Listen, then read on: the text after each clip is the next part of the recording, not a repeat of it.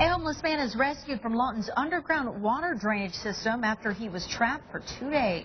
Police say his horrific ordeal started after the man dropped a $20 bill into a storm drain like this one and crawled down a manhole to retrieve it. He said he had no choice but to go in after that lost money.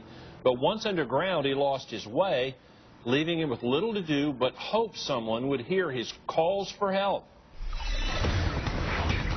And that's tonight's big story. 7 News reporter Sarah Jensen joins us live tonight from where the man's ordeal ended at Northwest 6th and Arlington. Sarah, how did anyone figure out where he was?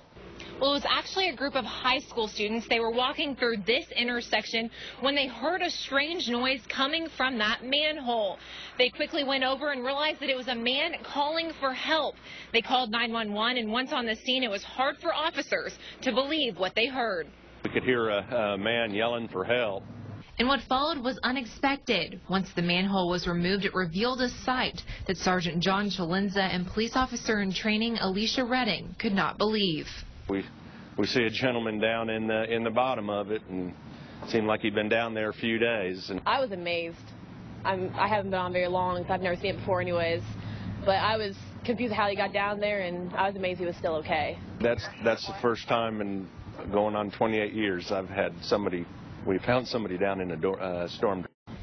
The man was 12 to 15 feet below street level in a dark and wet pipe, a spot he would need a ladder to get out of, and his condition was not great. He didn't remember what day it was, wasn't sure about how long he'd been down there. He was pretty dehydrated and not really sure like the time, the date. Chalinza said he also had some injuries, likely sustained during his time underground. He had a bump on his head. He may have hit his head against the wall down there, because it's obviously going to be pretty dark during the day if he's not next to one of the storm drains where some light could get into it.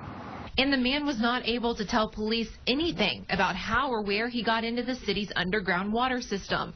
But city officials believe it had to be through a storm drain like this one. And once inside, he got disoriented and just turned around.